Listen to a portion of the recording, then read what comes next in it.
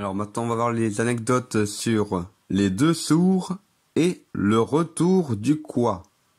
Donc les deux dernières parties de la grande histoire du Seigneur des Agneaux, parodie du Seigneur des Anneaux.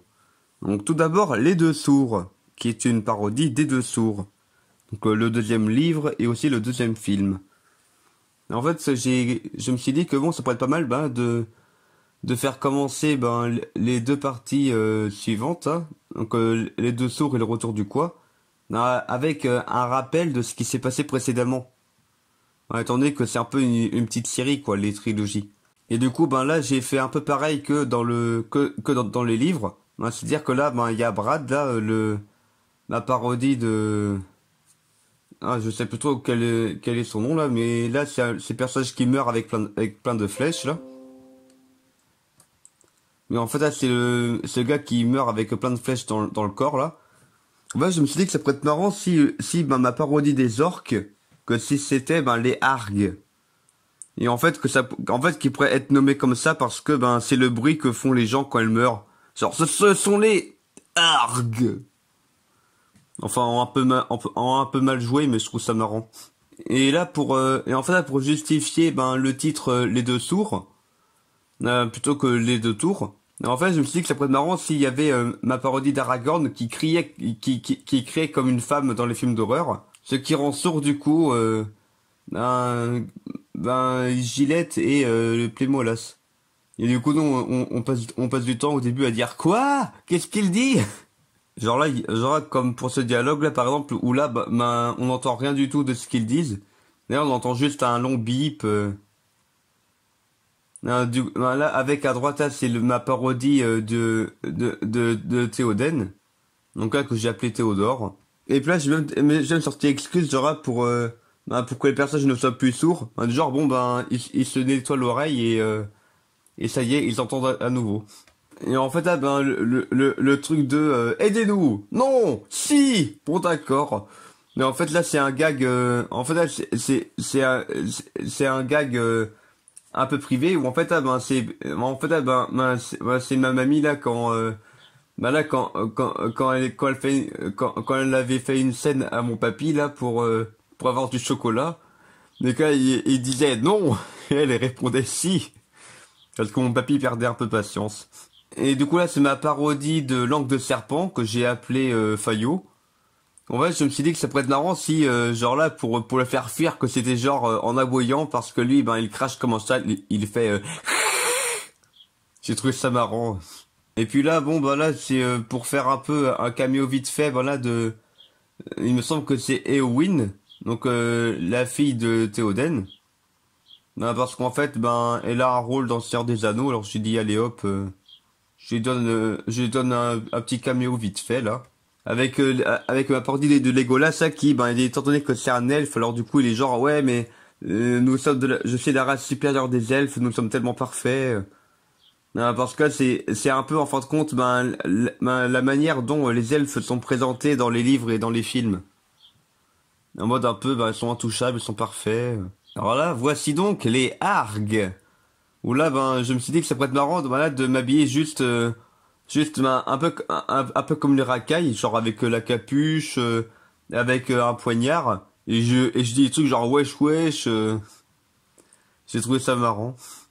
Et là le fait qu'ils meurent tous dans une explosion, c'est tout simplement parce que c'est un peu le Deus Ex Machina, parce que là dans les livres et dans les films, en fait là il y a Gandalf qui arrive et qui sauve tout le monde au gouffre de Helm. Et bon, avec mon budget et tout, voilà quoi. Et en fait là, j'ai trouvé ça pas mal, là pour faire ma vidéo, là pour mes parodies en mode ouais c'est plus réaliste et c'est dans le futur. Genre que quand Grégoire le Gris il est mort, il est mort quoi. Pour Marie et Pierre là, j'ai trouvé ça marrant le fait que en fait ils sont là ils sont là et ils expliquent tout ce qui s'est passé avec les Ents, où je les ai appelés les Groot. Parce qu'en fait, c'est un peu pareil, quoi. C'est des grands arbres vivants. Et puis là, en fin de compte, c'est la seule scène dans laquelle, en fin de compte, c'est un peu pareil dans les livres. C'est-à-dire qu'en fait, là, c'est le premier coup où on voit, ben on voit Saruman de blanc, enfin que j'ai appelé Salomon là. Où là du coup ben alors que Gustave le Gris il était un âne, ben autant ben là pour Salomon ben je lui ai fait porter un serre-tête de lapin. Ben vu qu'il est en blanc. Et du coup ça fait qu'après tout ça ben on retourne du côté de François et Sam, ben un peu pareil que dans les films. Ben, un peu pareil que dans les livres en fait, où là ben on commence d'abord par voir la grosse équipe et après ben on va voir le duo. Et en fait, là, ben, quand je m'étais filmé, il faisait chaud. C'est pour ça que là, j'avais retroussé mes manches parce que ça l'aurait pas fait avec avec le pull sinon. Et en fait, là, le truc de la pub pour Morlaix avec la ferme et le grand soleil là. Ben, en fait, ça, j'avais improvisé par rapport par rapport à la pancarte qu'il y avait à la ferme de mes parents ben, pour le marché. Étant donné qu'en fait, là, pour Anilum, ben, en fait, là, je lui ai fait porter ben là, un déguisement, entre guillemets, genre avec les fausses lunettes que j'avais déjà utilisées dans Lego Mysters, ainsi qu'une casquette pour faire genre, ouais, on le reconnaît pas du tout, Anilum. Alors que bon, c'est le seul qui a le t-shirt orange là, de prisonnier. Et en fait là, pour faire ma parodie de Gollum là avec le poisson là qui m'a traité, il fait le poisson délicieux. Ben en fait là j'avais fait avec un serpent, ben parce que ben pour un poisson il aurait fallu me filmer là où il y a un lac, mais bon c'est un peu compliqué. Et puis là ben les serpents il peut y en avoir un peu partout et puis j'en ai même un en accessoire en fait. Et du coup je me suis amusé à me filmer avec. C'est l'autre fils là du roi de Minas Tirith là. Ben, où en fait là je me suis dit que tiens ça pourrait être marrant si en fait ben c'est un policier et puis bon vu que c'est dans le futur et que dans le futur on sera beaucoup plus inclusif, d'avoir du coup un policier homosexuel avec du coup voilà je me suis dit ah, allez hop il a aussi ben un pistolet en or parce que c'est fashion et là je parlais avec cette voix là pour faire un peu efféminé et là pareil ben le chemin de grande ouverte faire un peu dépravé quoi. Et là du coup faire le collier électrique, mais en fait là c'est le même mais en fait là c'est la même sorte de lampe là que j'ai utilisé dans dans dans Super Cathy en fait. Ben parce que là je me suis dit que bon ben ça fait un peu ça fait vraiment bien le job là pour faire genre c'est un collier électrique. Et en fait là j'ai trouvé ça marrant ben là avec le truc genre là avec l'araignée géante du Seigneur des Anneaux. Donc en fait là dans ma parodie ben, que ce soit juste une petite araignée qu'on voit même pas dans le plan et que là ben du coup François il s'évanouit parce qu'il est faible. Et hop là ben Sam qui est la femme forte de l'histoire et hop elle écrase l'araignée. Et j'ai trouvé ça marrant aussi voilà le fait que ben les Args ben là ils communiquent vraiment avec des wesh wesh et compagnie là. Et qu'en fait ça veut vraiment dire un truc. Du coup ouais, j'ai mis les sous-titres. J'ai trouvé ça marrant. Alors maintenant le retour du quoi. Ben du coup parodie du retour du roi.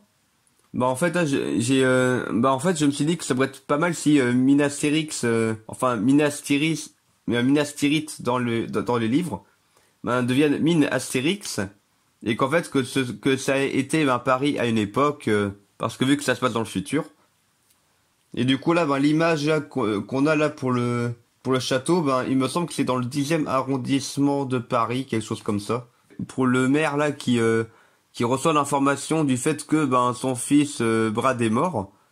En fait, c'est tout simplement parce que ben quand je m'étais filmé ben là pour en tant que Pierre, en fait, j'avais oublié de donner cette information là. Alors du coup, je fais genre bon ben allez hop, il ressort un SMS, son fils est mort.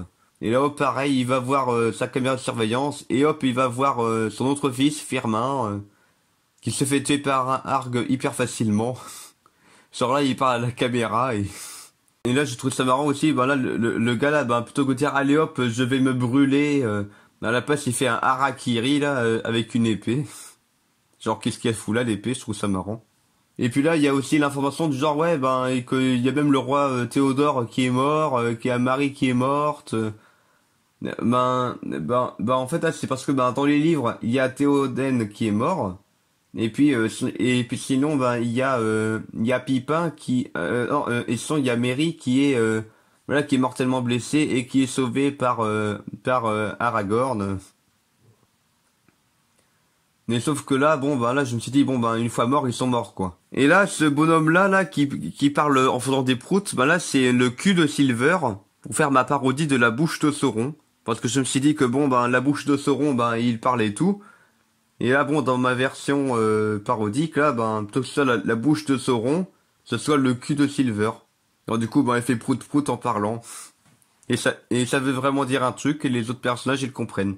Et là, pour faire un gros combat, ben, un peu comme celui qu'il y a dans les films,